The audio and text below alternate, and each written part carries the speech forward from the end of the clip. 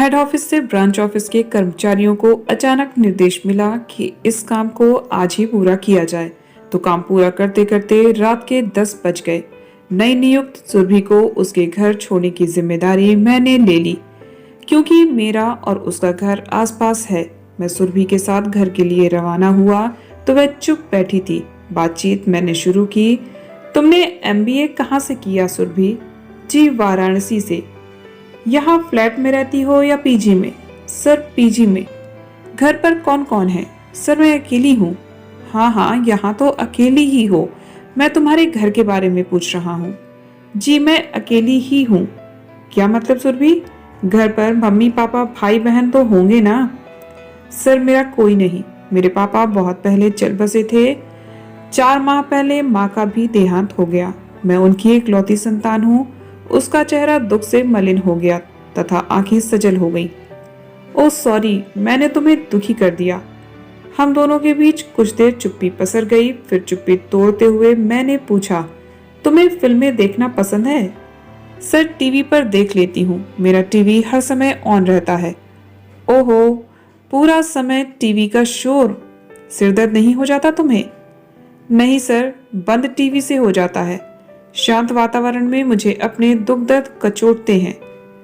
उसने इतनी गमगीन गंभीरता से यह बात कही तो मैंने कहा, सही बात है। स्वयं को व्यस्त रखने का कोई बहाना तो चाहिए ही। मैं भी हर समय म्यूजिक सुनता रहता हूँ। फिर थोड़ी देर में उसका पीजी आ गया तो उसने नीची नजरों से मुझे थैंक्स कहा और गाड़ी से उतर गई। मैं भी उसे बाय गुड नाइट कहता हुआ आगे निकल आया। अगले दिन से हम दोनों की ही नजरों में एक दूसरे के लिए कुछ विशेष था। मुझसे नजरें मिलाते ही वह नजरें झुका लेती थी। मौका देखकर मैंने कहा, सुरभि, हम दोनों का ऑफिस आने जाने का रास्ता एक ही है। हम रोज साथ में आना जाना कर सकते हैं। हाँ, मैं इतना दावे के साथ कह सकता हूँ कि तुम मुझ पर विश्वास कर सकती हो। उसने मुस्कुराते हुए नीची नजरों से सहमति प्रकट कर दी। फिर हम दोनों साथ साथ ही आने जाने लगे। हमारे बीच अपनत्व पनप चुका था। एक दिन मैंने पहल करते हुए कहा, सुरभि, हमें मिले ज्यादा समय तो नहीं हुआ, किंतु मेरा मन रात दिन तुम्हारे नाम की माला जपता रहता है। मैं तुम्हें चाहने लगा हूँ और तुमसे शादी करना चाहता हूँ। मैं तुम्हारे मन की बात भी जानना चाहता हूँ। और हाँ, मेरा नाम राज है। वही बोलो, ये सर सर क्या लगा रखा है? मेरे इतने कहने पर भी वह खामोश रही तो मैंने उसके कंधे पर हाथ रख पूछा, क्या बात है सुरभि, खामोश क्यों हो? मेरा अपनत्व पाकर वह फफक कर रो पड़ी। राज सर, मेरा बलात्कार हो चुका है। मैं कलंकित हूँ। मुझे कोई कैसे स्वीकार करेगा? मैं इस कलंक को पूरी उम्र ढोने के लिए मजबूर हूँ। मैंने उसके होठों पर अपना हाथ रखते हुए कहा, सुरभि, स्वयं को संभालो। मैं तुम्हें अपनाऊंगा, तुमसे शादी करूंगा। स्वयं को हीन ना समझो। चलो, सबसे पहले थोड़ा पानी पीकर स्वयं को संयत करो। वह पानी पीकर कुछ शांत हुई, किंतु आंसू बहाती रही।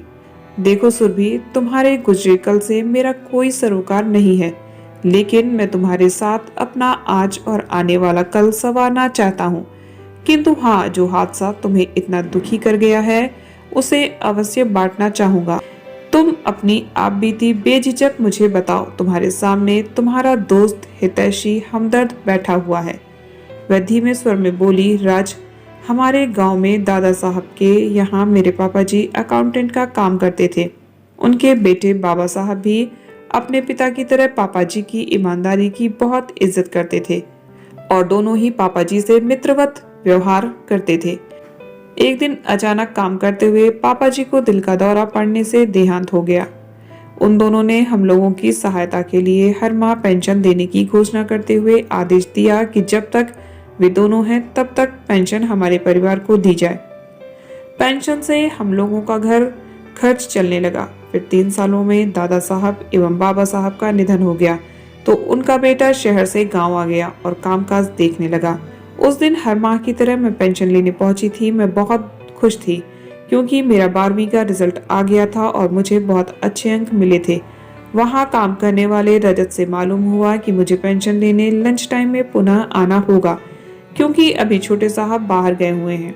मैं लंच टाइम में दोबारा वहां पहुंची तो देखा वह बैठा हुआ जैसे मेरा इंतजार ही कर रहा था। मुझे देखते ही बोला, बधाई हो सुरभि, सुना है तुम्हारे बहुत अच्छे नंबर आए हैं।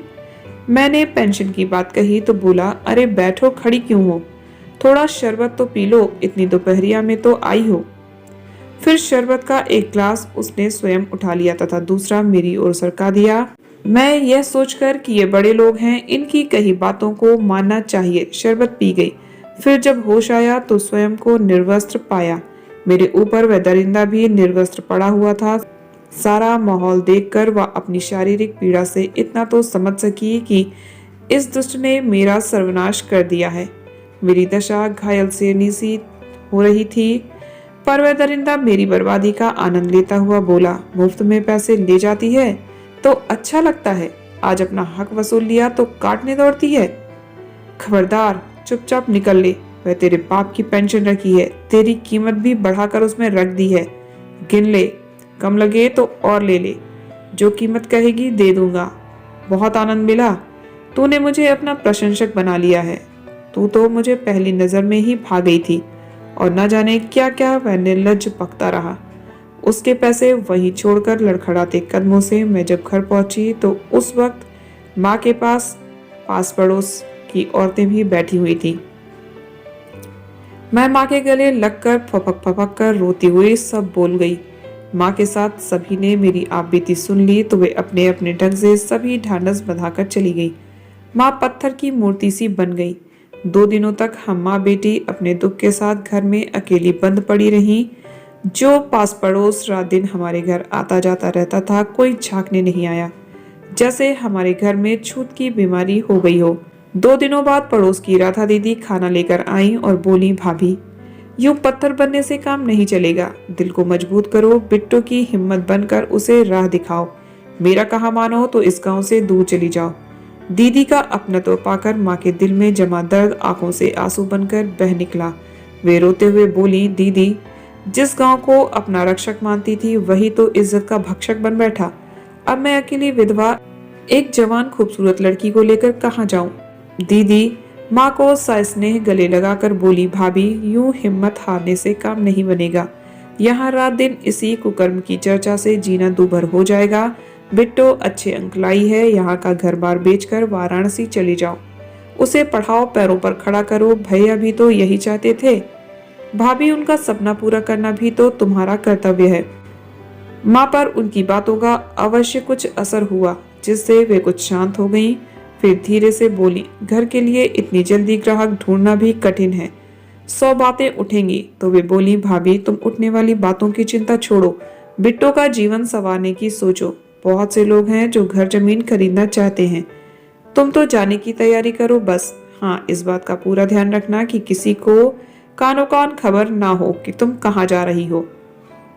दीदी की मदद से गांव का सब काम निपटाकर हम वाराणसी आ पहुंचे। यहाँ थोड़ी भागदौड़ के बाद माँ को एक बुटीक में काम मिल गया और मुझे अच्छे कॉलेज में एडमिशन। दोनों अपने अपने काम में तन मन से लग गईं। राज, यह माँ ने ही कहा था कि कभी शादी के निर्णय का समय आए तो अपने साथी को अवश्य बता देना, अन्य किसी के सामने भी इस दुष्कर्म की चर्चा ना करना।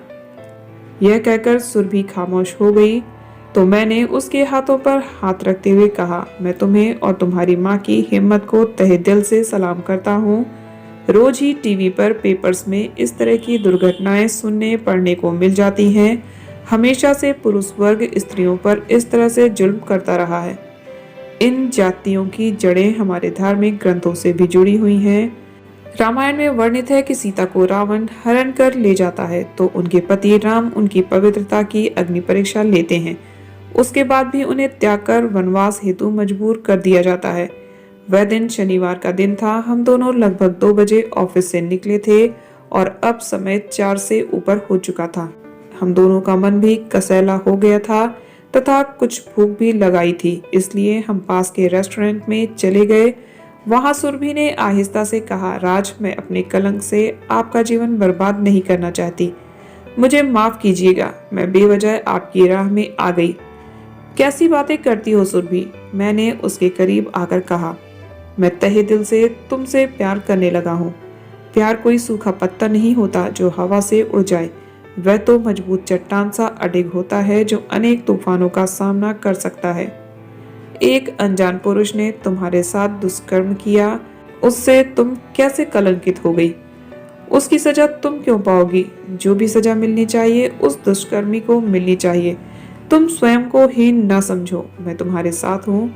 हम दोनों मिलकर एक खुशहाल दुनिया बसाएंगे जहाँ घृणा, तिरस्कार नहीं, सिर्फ प्यार और विश्वास होगा।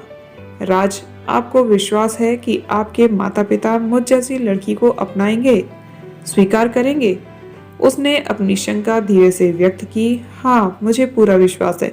वे दोनों बहुत समझदार हैं और दकियानुसी विचारों के नहीं हैं। मेरे परिवार में मेरे कुछ कजिन्स ने अंतरजातीय विवाह किए तो उस मौके पर सारे परिवार को समझाने का काम मेरे मम्मी पापा ने ही किया। मैं अपने मम्मी पापा को अपने प्यार, अपने निर्णय के बारे में तो बताऊंगा। मुझे पूरा विश्वास है कि जीवन और समाज के प्रति मेरी इस सकारात्मक सोच, मेरी पहल का वे स्वागत करेंगे। मैंने प्यार से उसका हाथ अपने हाथों में लेकर कहा, सुरभि, मेरी इस सकारात्मक पहल में मेरा साथ दोगी ना?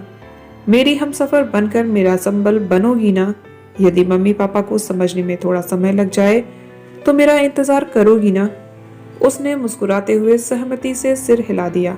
मैंने गाड़ी की रफ्तार बढ़ाते हुए कहा, चलो फिर आज ही तुम्हें मम्मी पापा से मिलवा देता हूँ। देरी क्यों करना? सुबह से शीघ्रम। वह खिलखिलाकर हंस पड़ी। उसकी हंसी में मेरी खुशी समाहित थी, इसलिए वह खुशहाल जीवन की ओर इशारा करती प्रतीत हो रही थी। तो दोस्तों, आपको ये कहानी कैसी लगी कमेंट करके जरूर बताइएगा। इसी तरह की ढेर सारी कहानियों को सुनने के लिए चैनल को सब्सक्राइब जरूर कर लीजिएगा। मिलते हैं नेक्स्ट वीडियो में एक और नई कहानी के साथ। तब तक आप सब हंसते रहिए, मुस्कुराते रहिए, खुश रहिए। Bye bye, take care.